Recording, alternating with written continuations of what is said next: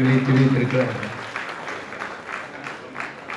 இப்பொழுது நமது துணை முதலமைச்சர் அவர்கள் இந்த நிகழ்ச்சியிலே கலந்து கொண்டு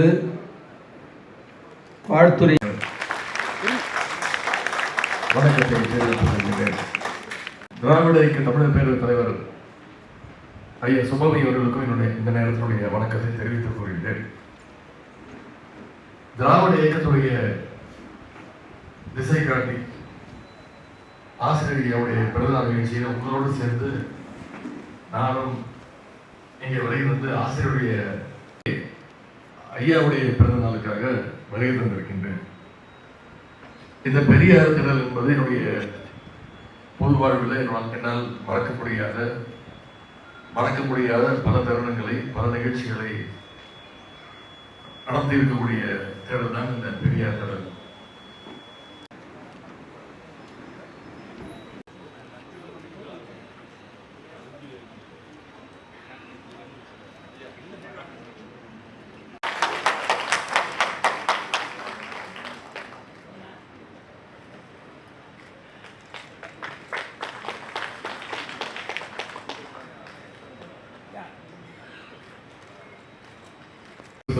புத்தகத்தை அது ஐயாவிடத்தில் கொடுத்துவிட்டு அவருடைய வாழ்த்துக்களை பெறுவதற்காக நானும் இளைஞரணி சகோதரர்களும் உதவி இருந்திருக்கோம்.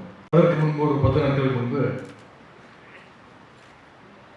முரசொலியிலே பாசறை பக்கத்தை தொடர்ந்து ஆசிரியரை படித்து வருகிறார், அதற்காக எங்களை பாராட்ட வேண்டும், எங்களுடைய குழுவை பாராட்ட வேண்டும் என்று அவர் ஆசைப்பட்டு எங்கேயுமே கைக்கு போவது என்று நானும் இளைஞரணி துணை செயலாளர்களும் அந்த பாசறை பக்க குழுவை அவங்களோடு சேர்ந்து சென்றேன். இந்த கொள்கை உறவின் தொடர்ச்சியாகத்தான் இன்றைக்கு அந்த உரிமையோடு தான் இந்த மேடையிலே உங்கள் முன்பு நான் நின்று கொண்டிருக்கின்றேன். கழகத்துடைய இளைஞரணி செயலாளர் மட்டுமல்ல, அதை விட நான் பெருமையாக கருதுவது தந்தை பெரியாருடைய கொள்கை பேரனாக இன்றைக்கு நான் திராவிட முன்னேற்ற கழகத்துடைய தாய் வீடு என்று கலைஞர் அவர்கள் அடிக்கடி குறிப்பிட்டு சொல்வார். எல்லோருமே தாய் வீட்டுக்கு செல்லும் பொழுது மகிழ்ச்சியோடு செல்வோம். அப்படி என்னுடைய தாத்தா வீட்டிற்கு ஒரு பேரனாக நான் இங்கே வந்திருக்கின்றேன். இங்கே நம்முடைய கொண்டாட, அவருடைய பிறந்த நாளை கொண்டாட இன்றைக்கு கருஞ்சட்டை வீரர்கள் இன்றைக்கு தமிழ்நாட்டிலிருந்து பல்வேறு மாவட்டங்களிலிருந்து வருகை வந்திருக்கிறேன். நானும் கருப்பு சட்டையோடு வந்திருக்கின்றேன். சிலருக்கு சந்தேகமும் இருக்கலாம், தெரிஞ்சு போட்டு வந்தானா, தெரியாம போட்டு வந்தானா, தற்செயல போட்டு வந்தானா அப்படின்னு. நிச்சயமாக விரும்பித்தான் போட்டு வந்திருக்கிறேன்.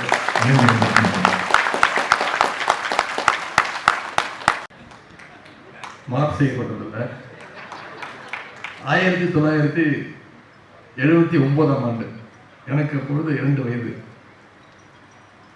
கலைஞருடைய கோபாலபுரம் வீட்டு முன்பு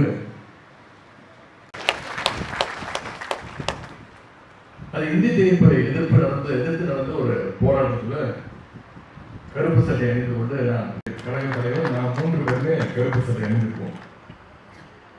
கலைஞர் வழியில, தலைவர் வழியில 3ஆம் தலைமுறை இங்கே கருப்பு சட்டை அணிந்திருக்கக்கூடிய நம்முடைய தோழர்கள் உங்களை எல்லாம் பார்க்கும்போது மிகுந்த வியப்பாகவும் இருக்கும். இயக்கத்தை ஆரம்பிச்சு இன்னைக்கே நான் தான் முதலமைச்சர் ஆக வேண்டும்னு இன்றைக்கு பலர் அந்த ஆசையில வராங்க. ஆனா இன்னைக்கு ஒரு கவுன்சிலர் மாதிரி கூட எனக்கு தேவையில்லை. ஒரு பஞ்சாயத்து இறந்த பிறகு சொர்க்கத்துக்கு போவோம் அப்படின்னு அந்த ஆசை இருக்கும். ஆனா அந்த சொர்க்கத்துல கூட நம்பிக்கை இல்லாதவங்க தான் இங்க வந்திருக்கக்கூடிய கருத்தறிஞர்கள் இல்லைன்னு கிடையாது. அதே நேரத்தில் கட்டுப்பாடோடும் கடமை உணர்வோடும் இங்கே வந்திருக்கிறீங்கன்னா உங்களை எல்லாம் வழிநடத்துகின்ற ஆசிரியர் அவர்களுக்கு தான் அந்த பெருமை போய் சேரும். தாண்டி இருக்கிறது, கொண்டாடி இருக்கிறது. இந்த சூழலை தன்னுடைய 83 ஆண்டு கால பொது வாழ்க்கை மூலமாக திராவிட இயக்கத்துடைய நேரடி வரலாற்று சாட்சியாக இன்றைக்கு ஆசிரியராக இங்கே உட்கார்ந்திருக்கிறார். இன்றைக்கு பெரியாருடைய கொள்கைகள் நாடு முழுவதும் வெளிநாடுகள் உட்பட இன்னைக்கு பரவிட்டு இருக்கு. பெரியாரை இன்னைக்கு உலகமே கொண்டாடிட்டு இருக்கு. அவங்களும் இன்னைக்கு பெரியாருடைய கொள்கைகளை படிக்க ஆரம்பிச்சிருக்கிறாங்க, ஏற்றுக்கொள்ள ஆரம்பிச்சிருக்கிறாங்க. அதற்கெல்லாம் காரணம் இங்க இருக்கக்கூடிய ஆசிரியருடைய உழைப்பு என்று சொன்னால் அவர் மாற்று கருத்து. ஆசிரியர் அவர்கள் தன்னுடைய 10வது வயதிலிருந்து மேடைகளில் பேச கொள்கைகளை பேச தொடங்கிய ஆசிரியர் அவர்கள் இன்னைக்கு 93 வயதிலையும் அதே கொள்கைகளை பேசிக் கொண்டிருக்கிறார். இன்னைக்கு தந்தை பெரியார் அவர்கள் இருந்திருந்தார். குறிப்பா தமிழ்நாட்டிற்கு எந்த நேரத்தில் எந்த ஆபத்து வந்தாலும், அது இந்தி திணிப்பாக இருக்கட்டும், எஸ்ஐஆராக இருக்கட்டும், இடபிள்யூஎஸ் பிரச்சனையாக இருக்கட்டும், இப்படி எந்த ஆபத்து வந்தாலும் நமக்கெல்லாம் அதை முன்கூட்டியே தெரிவிக்கின்ற ஒரு எச்சரிக்கை பணியாக நம்முடைய ஆசிரியர்கள் இன்னைக்கு முரசொலி படிக்கிறதுக்கு முன்னாடி நான் விடுதலையும் படிச்சுட்டு தான் முரசொலியும் படிக்க வேண்டிய அந்த காலச்சூழலில் நம்ம இன்னைக்கு இருந்துட்டு இருக்கோம். இளம் வயதில் நிறைய பேர், சின்ன வயசுல நிறைய பேர் அந்த வேகத்தில் கொள்கைகளை வேகமாக பேசுவாங்க. ஆனால் வயசாக அதை கொஞ்சம் பின்பற்ற முடியாத சூழ்நிலை ஏற்படும். ஆனால் நம்முடைய ஆசிரியர் அவர்கள் பெரியார் கொள்கைகள் பேசுவதோடு, ஆசிரியர் அவர்கள் படிக்கும்பொழுது சட்டப்படிப்பு படித்தார். அப்போ எக்ஸாமுக்கு கொடுக்கின்ற ஹால் டிக்கெட்ஸை வேணும்னே போய் ராகு காலத்தில் போய் வாங்குகின்ற அந்த பழக்கத்தை அவர் கொண்டிருக்கிறார். பகுத்தறிவாதியாக இருக்கிறதுனால இப்படி பல்வேறு நன்மைகள் நமக்கு தானாகவே சார்பாக நடத்தின அறிவு திருவிழா உங்களை பல பேருக்கு தெரிஞ்சிருக்கோம், கேள்விப்பட்டிருப்பீங்க. அங்கே பேசும்போது நான் குறிப்பிட்டு பேசினேன். நிறைய பேர் கேட்டாங்க, அதையே வள்ளுவர் கூடத்தை நடத்துனீங்க அப்படின்னு. கலைஞர் கட்டிய அதன் பிறகு அதிமுக ஆட்சியில் 10 ஆண்டு காலம் அதை பராமரிப்பு இல்லாமல் போட்டுவிட்டாங்க. அதன் பிறகு கலைஞர் முழுக்க ரெனோவேட் பண்ணி அதை திறந்து வச்சாங்க. அதன் பிறகு பெரிதாக அந்த நிகழ்ச்சிகள் நடத்தப்படவில்லை. அரசு கட்சியின் சார்பாக, திமுக சார்பாக நிகழ்ச்சி நடந்துகிறது. நான் வள்ளுவர் கூட தேர்ந்தெடுத்ததுமே பல பேர் அதற்கு முட்டுக்கடை போட்டாங்க. இதை யோசிக்கணுங்க, இதை நீங்க கொஞ்சம் யோசிச்சு செய்யுங்க. அதற்காகவே நான் சொன்னேன், நிச்சயம் அறிவு திருவிழாவை நான் வள்ளுவர் கூட்டத்தில் தான் நடத்துவேன் அப்படின்னு அதை நடத்தி காட்டி எங்களுக்கு மிகப்பெரிய வெற்றி விழாவாகவே அது அமைந்திருக்கிறது. அதுபோல நம்முடைய புத்தகத்தை ஐயாட்ட கொடுத்தோம். அந்த புத்தகத்தில் பார்த்தீங்கன்னா முதல் வாழ்த்துறை, முதல் பேட்டி ஐயாவுடைய தான், அவருடைய பேட்டி தான். அந்த பேட்டியில் இளைஞரணியுடைய பணிகளை எல்லாம் அவர் பாராட்டியிருக்கிறார். ஒரு ஆசிரியரிடம் நல்ல மார்க் வாங்கி மாற்றி எழுத ஆரம்பிச்சாங்க. அதற்கு காரணமாக இருந்தவர் நம்முடைய ஆசிரியர் ஐயா அவர்கள் தான்.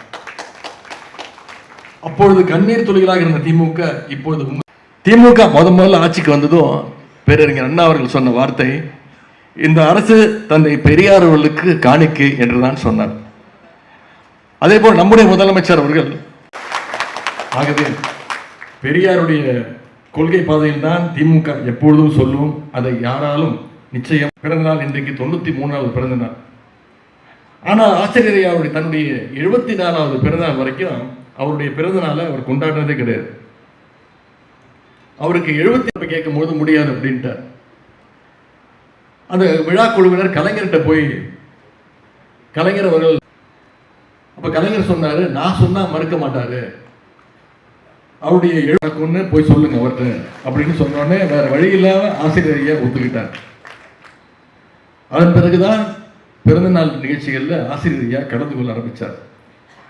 அப்படி பார்த்தா இப்போது நடக்குகின்ற இந்த பிறந்தநாள் விழா நிகழ்ச்சிக்கும் முத்தமிழ் கலைஞர்களுக்குமே ஒரு நெருங்கிய தொடர்பு உண்டு. அவர்தான் இந்த நிகழ்ச்சிக்கும் காரணம். அந்த அளவுக்கு ஆசிரியர் கொள்கைக்காக பல தியாகங்களை செய்தவர் தான் ஆசிரியர்கள். குறிப்பாக மிசா சட்டத்தில் நம்முடைய தலைவர் முதலமைச்சர் அவர்கள்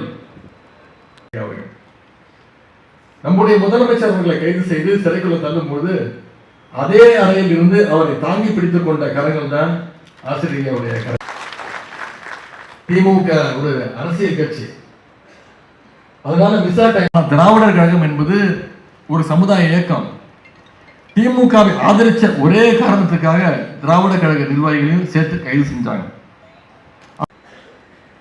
மணியம்மையார் சொன்னாங்க, திமுகவுக்கும் திகாவுக்கும் எந்த ஒட்டும் இல்லை, உறவும் இல்லை அப்படின்னு நீங்க எழுதி கொடுத்துருங்க, அனைவரையும் விடுதலை செஞ்சிடறோம் அப்படின்னு ஒன்றிய அரசு, அப்பொழுது ஒன்றிய அரசு மணியம்மையாரிடம் சொன்னாங்க.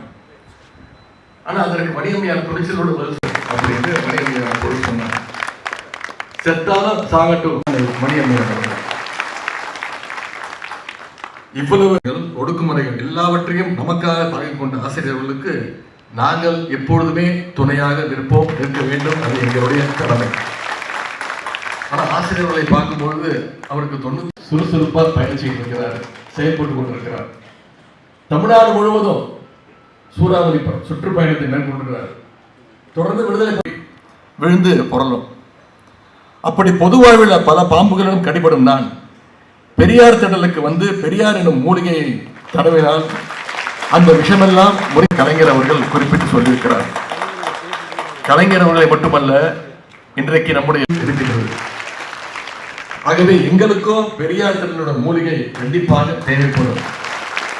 எனவே நிச்சயம் நாங்கள் அடிக்கடி இந்த பெரியார் டீலிமிட்டேஷன், SIR, நிதி பழக்கவில்லை பாரபட்சம்னு பாசிஸ்டுகள் எவ்வளவு சூழ்ச்சிகளை செஞ்சாலும் அது எல்லாம் நிச்சயம் தொட்டு போட்டு பார்க்க முடியாது. 2026 சட்டமன்ற தேர்தலில் பாசிஸ்டுகளையும் அவருடைய அடிமைகளையும் வீழ்த்த நாம் அத்தனை பேரும் பெரியார் உலகத்திற்காக நன்கொடையை பெற்றுக் கொண்டிருக்கிறார்.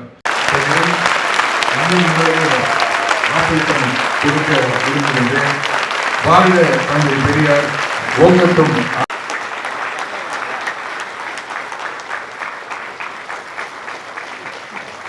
திருச்சி சிறுகனூரில் அமைய இருக்கிற பெரியார் உலகத்திற்கு திராவிட முன்னேற்ற கழகத்தினுடைய இளைஞரணியின் மகிழ்ச்சியாக வெளியே இருந்த இயற்கையும் தோற்க தயாராக இருக்கிறது. அந்த போர்ப்படையினுடைய தளபதியாக இன்றைக்கு நம்முடைய துணை முதல்வர். ஆனால் அது பதவி, பொறுப்பு. திருவிழாவை நடத்தி ஒரு பாசறையை உருவாக்கி இருக்கக்கூடிய எங்கள் அன்பிற்கும் நிரந்தர பாராட்டுதலுக்கும் நிரந்தர வாழ்த்துதலுக்கு உரிய அருமை எங்கள் கொள்கை உதயநிதி அவர்களே, எத்தனை மகிழ்ச்சி, எல்லையற்ற மகிழ்ச்சி. எனக்கு எல்லாம் பெரியார் உலகத்திற்கு மிக முக்கியமாக தெளிவாக ஒரு பெரிய வாய்மன்ற உறுப்பினர்கள் என்ற முறையிலே நாங்கள் 1,50,00,000 ஒரு மாத ஊதியத்தை தயாரித்து கொடுக்கிறோம் சொன்னார்கள். அதை விட கூடுதலாக தயாரித்தார்கள்.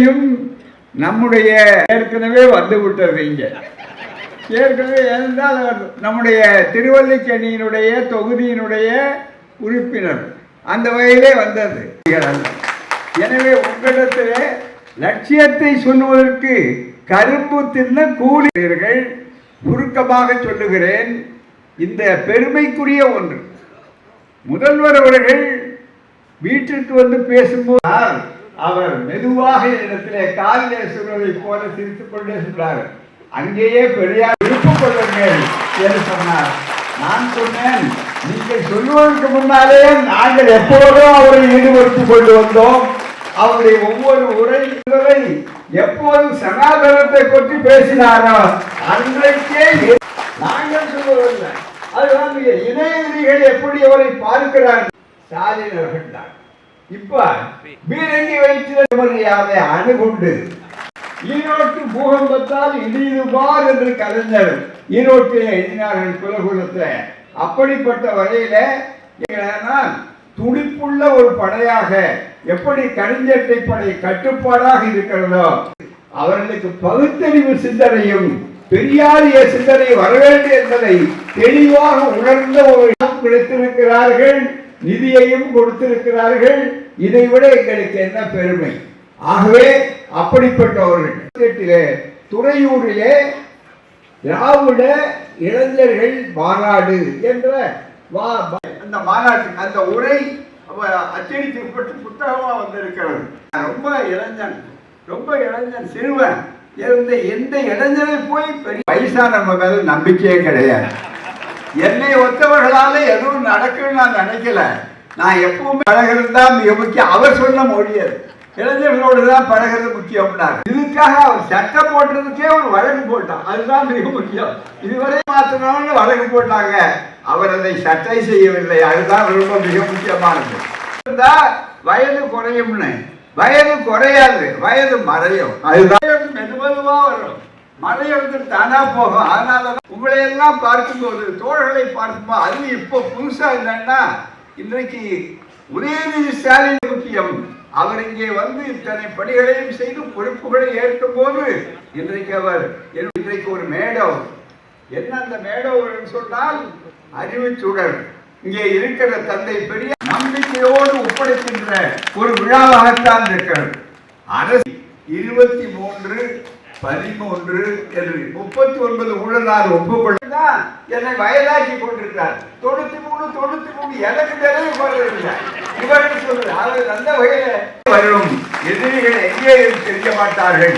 இதுதான் இளைஞரிடம், இந்த கொள்கை சிங்கத்திடம் இங்கே ஒப்படைக்கின்ற நாள் தான் இந்த 90 விட முக்கியம். பெரியார் திடல், இங்கும் இரட்டை குழல் துப்பாக்கி என்றைக்கும் கவனமாக இருக்கும். நன்றி, வணக்கம்.